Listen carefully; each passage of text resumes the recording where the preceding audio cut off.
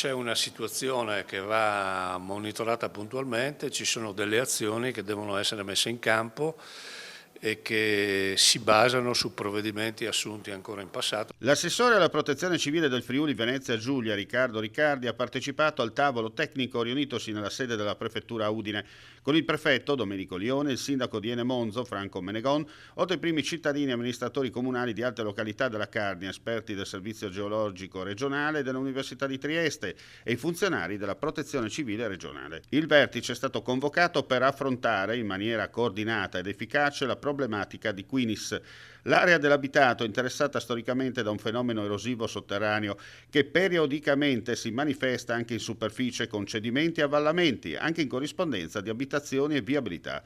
Si tratta di un fenomeno naturale legato alla presenza di rocce e vaporiti che non si può mitigare. I siti sensibili sono costantemente monitorati tramite sensori e procedure tecniche specifiche. Interveniamo nei fabbricati che bisogna demolire, e bisognava già demolire da un po', quindi questa è la prima misura da fare, quindi dotare delle risorse che ovviamente sono implementate rispetto a tempo fa. Insomma, la situazione rispetto alle indicazioni che ci arrivano anche dal servizio geologico sono quelle di un profilo di rischio che va subito affrontato. Poi dovessero esserci altre situazioni, bisogna capire se queste impongono interventi di demolizione oppure consentono interventi di monitoraggio sull'andamento del fenomeno, che presenta delle situazioni di criticità, come si sa da tempo, e vanno avanti anche da moltissimi anni.